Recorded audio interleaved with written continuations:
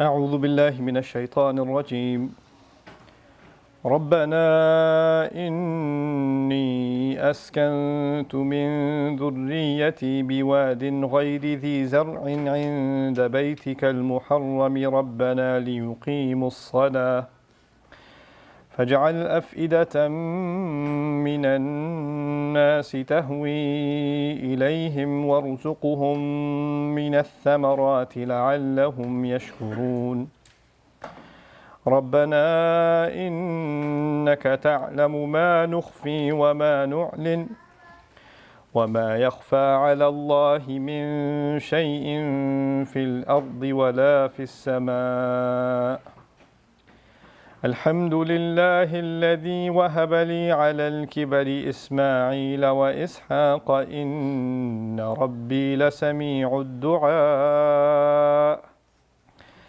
رب اجعلني مقيم الصلاة ومن ذريتي ربنا وتقبل دعاء ربنا اغفر لي ولوالدي وللمؤمنين يوم يقوم الحساب رب اشرح لي صدري ويسر لي أمري واحلل عقدة من لساني يفقه قولي فالحمد لله والصلاة والسلام على رسول الله وعلى آله وصحبه أجمعين. Once again, everyone, Assalamu alaikum wa rahmatullahi ta'ala wa barakatuh. We continue with the dua of Ibrahim alayhi salam in his old age. The last thing I shared with you is he said, whoever follows me is considered from my family, is part of me, فَإِنَّهُ مِنِّي. And whoever were to disobey me, that certainly you are forgiving, always loving, caring, and merciful. He then says, رَبَّنَا إِنِّي أَسْكَنْتُ مِنْ ذُرِّيَّتِي بِوَادٍ غَيْرِ ذِي زَرْعٍ. My master, our master, I have certainly settled part of my family, part of my offspring, in a valley that doesn't produce any green, any vegetation. He's referring to Makkah. And he didn't settle all of his family there, part of his family, min dhurriyati. And dhurriya also means that they're supposed to have children and their children are supposed to have children. Dhurriya doesn't just mean children, it means generations. Meaning I've instructed my son that I've settled here, that he's going to live here, have children here, and his children will remain, and they're not going to leave this place. You know, when you're living in a place that has a harsh environment, then, you know, for economic reasons, for political reasons, for social reasons, you might say, well, one day my sons will grow up and maybe they'll move out of here and go somewhere else and live somewhere else. Of course, we're living in a global world now. People are moving all the time for all kinds of reasons. But Ibrahim alayhi salam, by using the word dhurriya here, is suggesting that I have made sure that my family remains settled here and will stay here. And this is why Ismail alayhi salam was there, and thousands of years later, from his lineage, you get Muhammad Rasulullah sallallahu alayhi wasallam, and they don't move from that place. So, إِنِّي أَسْكَنْتُ مِنْ ذُرِّيَّتِي بِوَادٍ غَيْرِ ذِي زَرْعٍ عِنْدَ بَيْتِكَ الْمُحَرَّمِ, in the proximity of your sacred, sanctified house. This is the only reason I moved them here, is because of your instruction. And notice, you know, the way that he settled his family there is important to mention. He didn't just bring his family there and there was a convenient city and they said, well, this is your house and you live here. That's not how that happened. Allah instructed him to leave his wife and child in the middle of the desert when there was nothing there, and not even water there yet, no humanity there, and he left. And he doesn't turn to Allah and say, Ya Allah, remember when I left my family here because you asked me? He doesn't put it that way. He said, Askantu min dhurriyati biwadin ghayri dhi zar'in. I settled my family down in a valley that doesn't have any, you know, in a valley that doesn't produce any green, doesn't have any vegetation. In other words, he used soft language with Allah. Even when you go through harsh experiences, you learn the manners of speaking with Allah from Ibrahim alayhi salam. Ibrahim alayhi salam has gone through some of the most difficult experiences a human being can ever go through. And when he talks to Allah, you have to keep in mind that he's gone through all of these rough experiences, and yet this is the way he speaks with Allah. So he says, all of this I did, رَبَّنَا لِيُقِيمُوا الصَّلَاةِ. Master, our master, we did all of that so they would establish the prayer. This is at the end of his life. He's now, you know, past all of the tests. The Kaaba has already been built, and now he understands that all of that test was there so one day this Kaaba could be built, so they could establish the prayer. Obviously, the building of the Kaaba and the establishing of the prayer are directly connected to each other.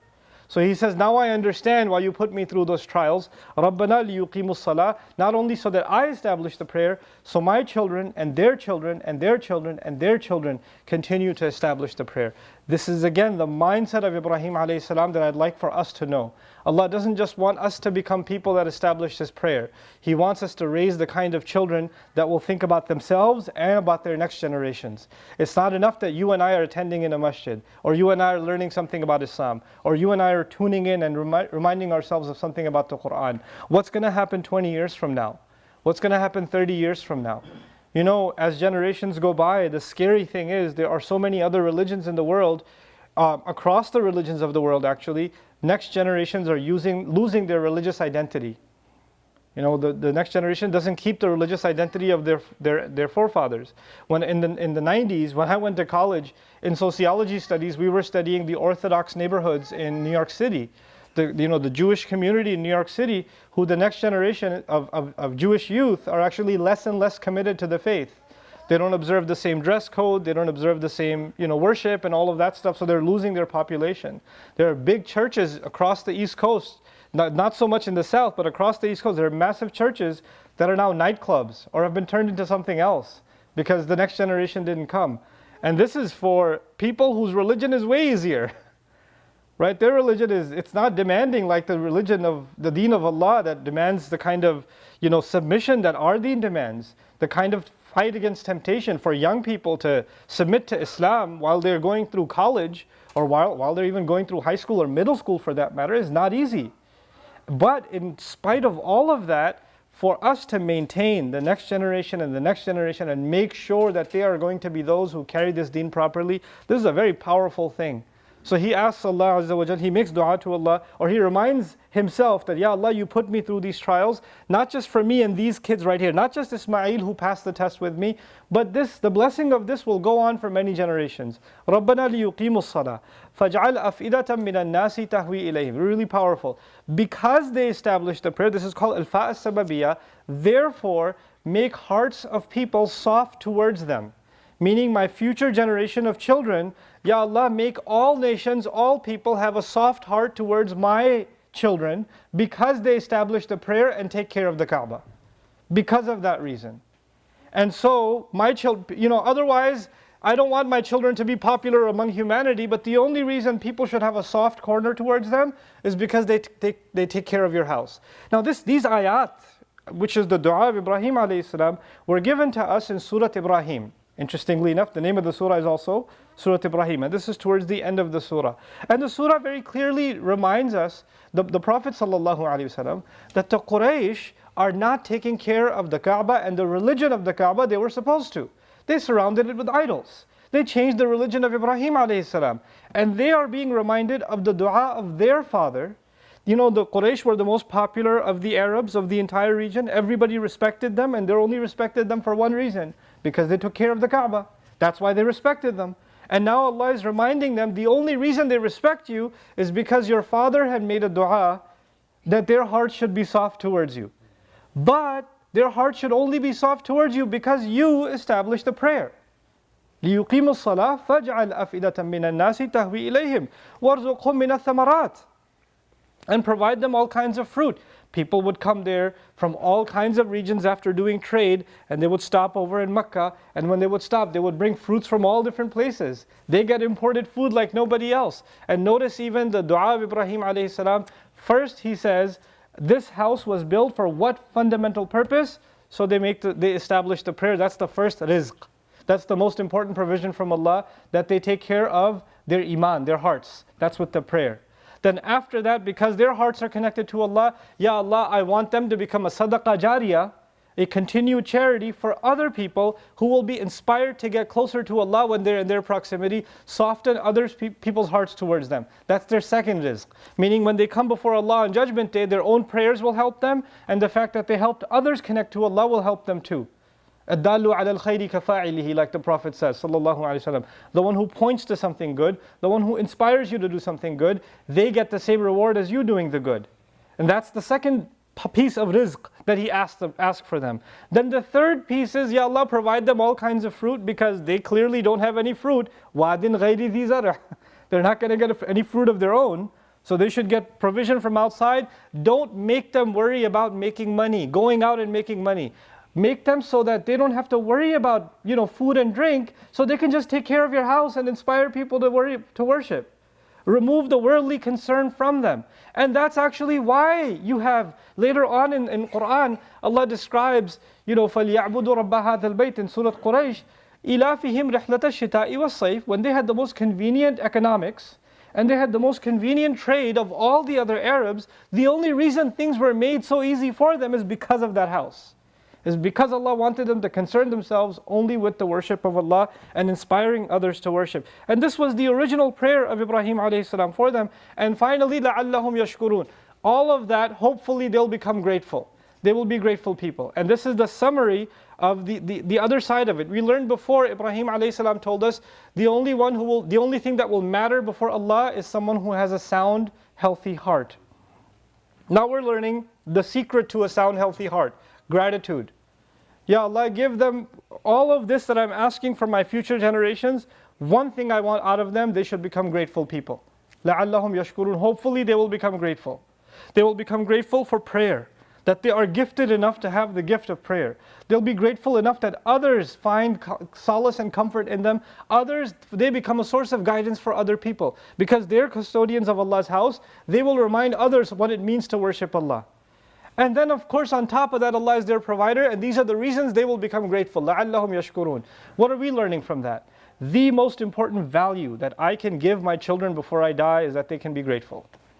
Because if they are grateful, their heart will always be at ease. They will always look at the positive. They won't focus on the negative. And they'll always have a reason to say Alhamdulillah. And so long as they can say that, then they have the essence of Allah's book. This is why it begins that way. Alhamdulillahi Rabbil Alameen. That is the most important thing, the most valuable asset. Look at the culture that we've become a part of. I mean, I talk to teenagers about this, even though I was this way, but when kids become a little bit older, they're just in this whatever zone. And whatever good happens, whatever. How's the food? Whatever. How's the movie? Whatever. You want to go pray? Whatever. You know what whatever means? I'm not impressed. I'm not grateful for that. I'm entitled. And it's not good enough for me, but I'll have to make do. That's the antithesis of being shakir, of being grateful. And that's inculcated early on. If your children are younger than teenagers, and you're constantly giving them and giving them and giving them, and they're not appreciating what it means to have a blessing, then they become entitled. And the moment you don't buy them the newest video game, or the moment you don't get them the new Lego set, or the moment you don't, spoil them a little more, they're like, hey, why am I not getting this? What happened here? And they get an attitude. Down to the kind of iftar we're feeding our kids at the end of the day. Hey, where's the ketchup? I don't want this. I'm not in the mood for it. Forget it, I don't want to eat. Can you imagine Ibrahim alayhi salam, Ismail alayhi salam, in that day and age, they're being offered Zamzam. No, where's the Pepsi? That's not going to happen. لَعَلَّهُمْ يَشْكُرُونَ.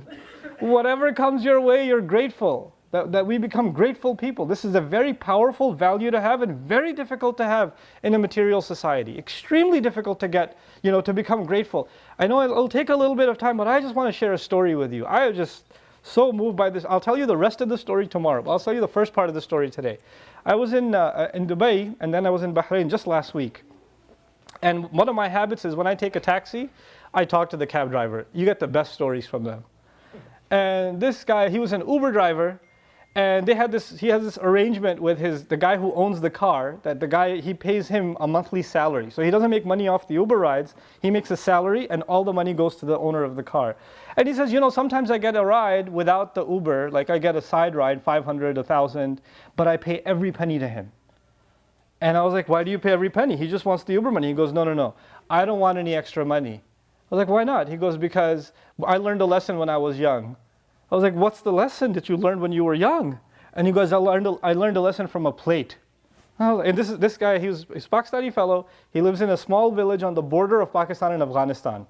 Okay, don't get me questioned later. But the guy, but he lives in this village, and he's like, I learned a lesson when I was like 10 years old from a plate. I was like, I need to know this lesson. You need to tell me about this. So he says, when I was young, I went to go get naan from the local, the bread from the local restaurant. and I'm sitting there, and the guy gave me the naan. I'm sitting there and eating it, and I really liked the plate, so I stole it. And I went home and I put it under my pillow. And for 3 days, I didn't tell anyone that I had this plate. And then 3 days later, when my mom made food, I brought out the plate. And I have 9 brothers and sisters. And they're all sitting there eating on the mat, and I've got a plate. And everybody, all my siblings are looking at me like, hey, where you got that plate? That's nice. I'll tell you the rest of the story later, but hold on a second. This guy's life has changed. All his siblings are going crazy because of what? Because he's got a plate. Because that's an amazing thing to him. I'm amazed just by that part of the story. You know? And everybody else, I wish I had a plate like that. You know? And he's, you know, older than me, the fellow. And he remembers the story from 10. I'll tell you the rest of it tomorrow. Keep you interested, inshallah. But the point is, لَعَلَّهُمْ يَشْكُرُونَ. Look at, in his life, what is he grateful for? What amazes him? And what have we turned into? What have we turned into? Like, things are breaking in our home, and like, dad'll get another one. It's okay. There's more than that. Hey, how much are the groceries? Only $150, Abba? That's it? That's pretty cheap nowadays. This is how our kids talk now. How is this لَعَلَّهُمْ يَشْكُرُونَ? And when we turn to Allah in dua, رَبَّنَا إِنَّكَ تَعْلَمُ مَا نُخْفِي وَمَا نُعْلِنُ وَمَا يَخْفَى عَلَى اللَّهِ مِنْ شَيْءٍ فِي الْأَرْضِ وَلَا فِي السَّمَاءِ. Master, you know what we show, you know what we hide. Nothing is hidden from Allah, not in the earth, not in the sky. This is his dua to Allah, Ibrahim alayhi salam's dua to Allah. Why is he saying that? He knows what he's accomplished. He knows the test that he has passed. He knows what he had to go through inside and out. But he knows, Ya Allah, you know the secrets that go inside me that I don't even know myself. You know my flaws better than even I know myself. Ibrahim alayhi salam acknowledges to Allah that there are secrets that I may not even be aware of. And that for you and me, it's even worse. We're not even anywhere near Ibrahim alayhi salam. There are things in our deeds, there are things that go on in our hearts and our thoughts that Allah knows. The darkest thoughts that you had, that if your best friend knew, your family knew, they'd be like, you have these thoughts? You? Astaghfirullah. You know, Allah knows that you've had those thoughts. Allah knows that those temptations run in your mind. And you just turn to Allah and say, Ya Allah, nothing is hidden from you. Nothing is hidden from you. Not in the earth, nor in the sky. And that also means the deeds I do on this earth and the value they have in the sky. None of that is hidden from you. وَمَا يَخْفَى عَلَى اللَّهِ مِنْ شَيْءٍ. Hey, tickly guy, stop it. And so the last thing, inshallah ta'ala, before I close today, Alhamdulillah alladhi wahaba ala al-kibar, wahaba li ala al-kibar, Ismaila wa Ishaq. Inna Rabbi la sami'u du'a. I thank, he thanks Allah and praises Allah that despite my old age, Allah gave me Ismail and Ishaq, despite my old age. Now, just think about how Allah gave him Ismail. And think about how Allah Azza wa Jalla, when He gave him Ismail, what did Allah ask him to do? You know? And he first of all, He gets him at an old age. On top of getting him finally at an old age, He tells him to slaughter him when he's old enough to run around. فَلَمَّا بَلَغَ مَعَهُ السَّعْيَ. As soon as he gets old enough to run around, He asked him to slaughter him. But he doesn't remember any of that when talking to Allah. He didn't say, remember Allah when you asked me to slaughter my own son? Well, I tried. I passed it. No. He says, Alhamdulillah, you granted me children. Despite my old age. I didn't even deserve kids. That's his attitude. Not the tests, but Ya Allah, what you gave me, I didn't even deserve it, and you gave it to me. That's his mentality. I'm reminded of a story my teacher told me, and this is the last thing I share with you for the day, is what these children are a responsibility, but they are a gift we don't deserve. At the same time, these children, they're not a burden. They are a gift we do not deserve. There was a fellow whose son, 18 years old, graduating from school, on his way home in the motorcycle, dies in the car accident. The only son they had. And the news doesn't, and they're waiting for their son to get home, and they're going to go to the graduation ceremony, and it's a happy day of their life, and they get the news that their son is no more. And the both parents, they just went into deep depression. They're not coming out of the house, they're not talking to anybody. They're just completely paralyzed and silent at the janazah prayer. The mother's constantly crying, not even saying a word. And after some days, her husband went to her and said, I've been thinking, 18 years ago, Allah gave us this beautiful gift, this toy that we got to play with, that brought us joy in our life. We didn't deserve it, and Allah gave it to us. And then after 18 years, Allah took back what was His. And instead of thanking Him for those beautiful years, all we're doing is complain. This is the attitude of a slave. Yes, we miss our children if they go. What greater pain than that the loss of a child? But understanding something, we don't deserve our beautiful children. We don't deserve them. This was something given by Allah Azza wa Jal. Alhamdulillah alladhi wahaba li ala al-kibar Ismaila wa Ishaq inna rabbi la sami'u du'a. My master, he hears the dua. Put that all now in the context of the Prophet sallallahu alaihi wasallam. He's reciting these ayat. Quraysh are listening, and they are also hearing that Ibrahim alayhi salam's du'as always get heard. And our father Ibrahim made dua alayhi salam that his children will establish the prayer. And they're listening to this and thinking, but we're not establishing the prayer. We're the ones that are establishing shirk in the Kaaba. This is putting them to shame, reminding them, be true to the legacy of your father.